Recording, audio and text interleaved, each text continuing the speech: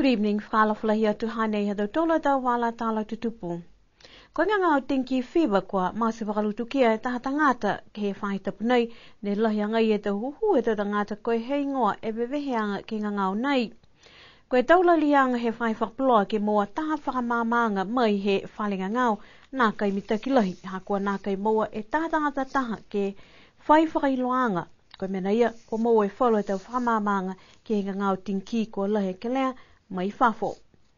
Koe beweheanga tinki lahi ke lea ne mai ke e tangata ke moa, ka pehe ko moa e tangata ia he ngā ngau tinki he taha mga whakamua ke hana mowi. Ka koe tau whakiseanga ke he tinki ke lea nei, tataini mo ngā ngau tinki ko moa he motu he kamatanga, ka koe matutaki atu e ke lea he beweheanga ke ua nei, ka molea e whalua aho, sikisia, kua lahi e kawakawa e tangata mo lole lole, hau wā, mo e kisia foki e toto i lalo e kili he tangata, mo e toto lahi ka tose pākia, makalili mai mangiho e sino. Koe beweheanga tinki ne whakalutu kia mui he patu whātai whahi tapu nei, lai maha kia ke lea. Koe whakamua foki anei, he whai masi ke lea penai e motu he ngau tinki, he molea e hongo fule tau tau. Koe tau kumikumianga kua whamatapatua ki e wala tala nei, mua mai whawhi motu, hakua nā kai manako e whahi malolo sino ke whai manatu whakakise ke ngā ngau nei. Koe taha tohi moa ke he melihila ine nei nā kua pehe koe lilifu komisena haini we kua whaile kua ia ke motu ko Scotland mai kena kai he tau tangata ke whakawhano taha tupika ia kua hātaki atu e taki taki e whai pui he mawhala ke aua ne ke tauli atu ke he tohi nei. Hata ki whakalahi a ia kua kisia foki e tokolonga ko moa e tohi nei. Koe tau mga kua male ne moa foki whalua tohi tatai moe whakailoanga kumitupi pehe nei. Moe whalu he motu kua mumuitua ke tau poakianga mai he tau tohi. Koe tau le kua nei ha kua mai ke he whalu tangata ke whakaonga e mili hila hau kai nā kai iloa e koe. Koe tau hata kianga moe tau whakailoanga e whahi leo leo aua ne ke hawhangi e tau tohi pehe nei ke hawa melihila mo e aua ne ke matutaki atu ki a lautolu kua tohi mai. Koe tau hokotaki mai he mtakau SPC ke tau le kua tunga ia kua moa he whalu e melihila ina nai ne pe lahi e tupe ke he tau motu atu Pasifika ha koe tau tangata kolokolo wau ne tau se e tau mahani ke lea ha lautolu ke tau kupanga hila.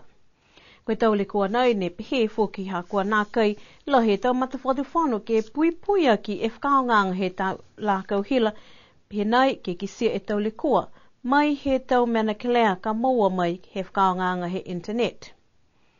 Pehe e tahataki taki he whakaholoanga Pacific ICT Outreach ko Sia Osi Sawaleni koe tau le kua nai moa he tau motu kumai ke whakaonga e tau internet mo e tau telefoni o ta whano. Pehe ia nai kua lata ke whakamilikisi ha ke tau whakailoanga ke mailonga e tau le kua nai ka moa he tau motu ke aua ni ke lahi e le kua ha koe tau whakaholanga ke lea he tau tangata ni tau se kilunga he tau computer mo tau lākau hila. Pese ia kua lahi e langmatai he tau puhala uta whikau tunga internet ka koe tau puhala nei foki ne whai whakaonga he tau tangata kolokolo wau ke tau se e mena kua nā kai mitaki. Ka manako ke moa e whalua tau whakamamanga ke tau le kua penei, mai ke matutaki atu ke whahinga hua, pui he mawhala.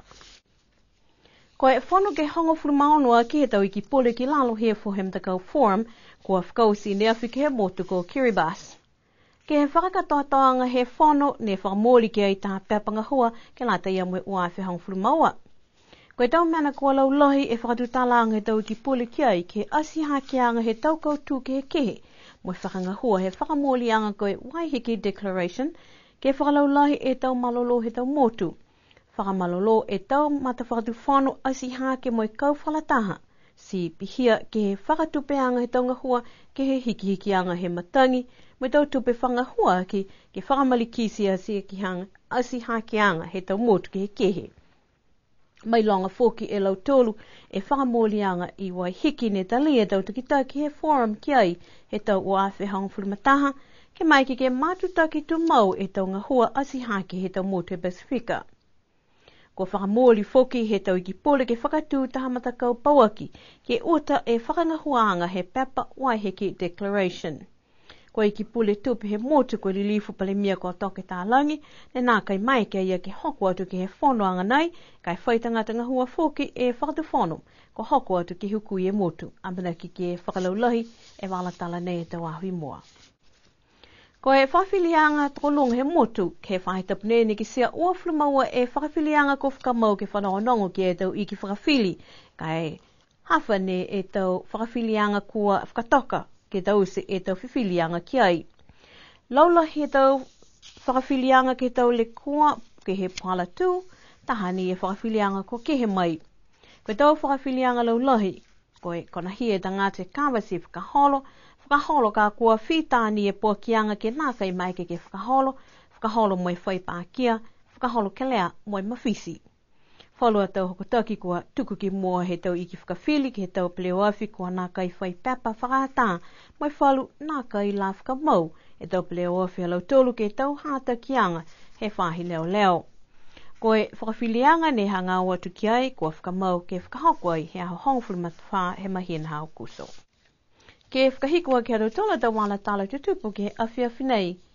Koe laiuni whahiku he taukiriki ki he tau mamatua whiwhine ko whakausi toa he whaitapu komale moe amamnaki ke hohoko atu ki he whainolo he whaitapu kahau. Koe hau whaiumu komale ne tā ia awasele mo ha kupu, whakamua e matakau ko awasele ke tā moe maua e tau ala koe ua e seo moe ono.